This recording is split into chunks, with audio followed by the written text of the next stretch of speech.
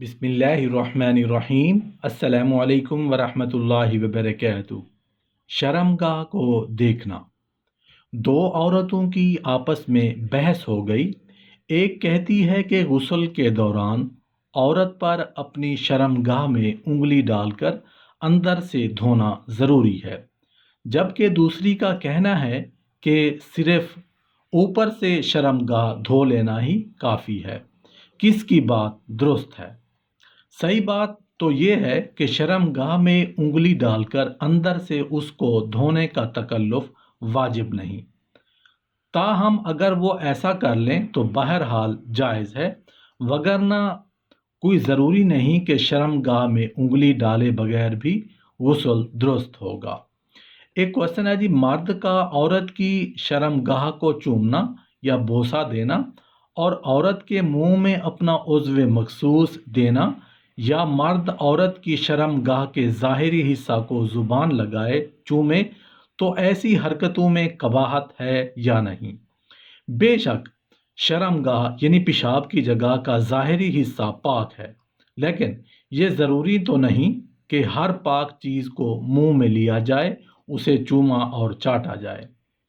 ہر خوبصورت عورت کے ساتھ ایک شیطان ہوتا ہے، اور ہر خوبصورت لڑکے کے ساتھ 10 شیطان ہوتے ہیں۔ اس لیے جو انسان اپنی شرمگاہ کو اور فواحش باتوں سے بچے گا تو اس کے لیے جنت ہے۔ کامیاب اہل ایمان وہ ہیں جو اپنی شرمگاہوں کی نگہداشت رکھنے والے ہیں، سوائے اپنی بیویوں کے اور اپنی باندیوں کے، کہ نہ تو ان کی نسبت ان پر کوئی ملامت ہے، لیکن جو کوئی اس سے آگے کی خواہش کرے، یہی لوگ حد کو پھاندنے والے ہیں۔ بیوی سے ہم بستری کے دوران ہم بستری کا سب سے بڑا ادب یہ ہے کہ وہ بیوی کی شرمگاہ کو نہ دیکھے، کیونکہ ایسا کرنے سے اندھی اولاد پیدا ہونے کا اندیشہ ہے۔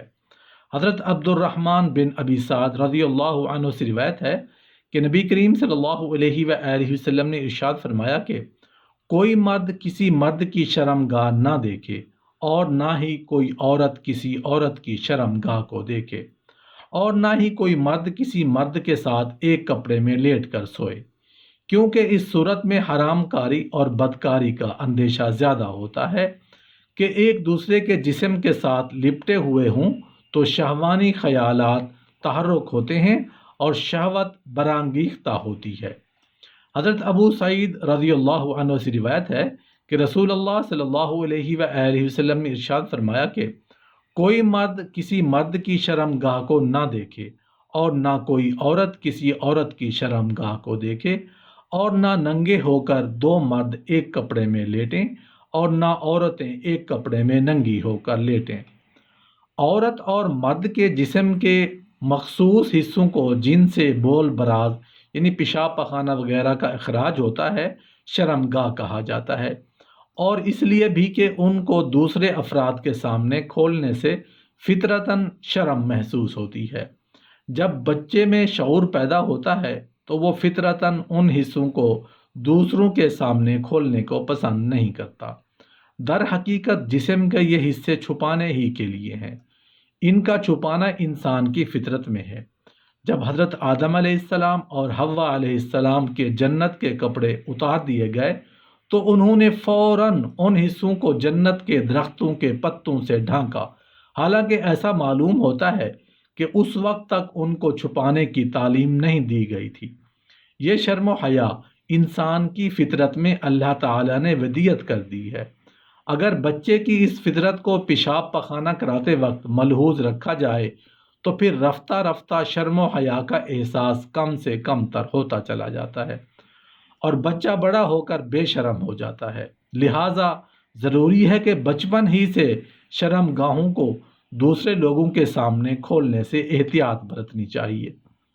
کسی دوسرے کی شرم گاہ کی طرف نہ دیکھیں، اپنی بیوی اور لونڈی کے علاوہ کسی کے سامنے اپنی شرم گاہ کو نہ کھولیں، نہ ہی اپنی ران کسی کے سامنے کھولیں، نہ ہی کسی کی ران کو دیکھیں۔ مرد مرد کے سطر کو نہ دیکھے اور عورت عورت کے سطر کو نہ دیکھے، اور نہ دو مرد ایک کپڑے میں لپیٹیں اور نہ دو عورتیں ایک کپڑے میں لپیٹیں۔ اگر کسی غیر محرم عورت پر نظر پڑ جائے اور دل میں اس کا خیال آئے تو اپنی بیوی کے پاس آئے اور اس سے اپنی خواہش پوری کرے، اس طرح بری خواہش جاتی رہے گی۔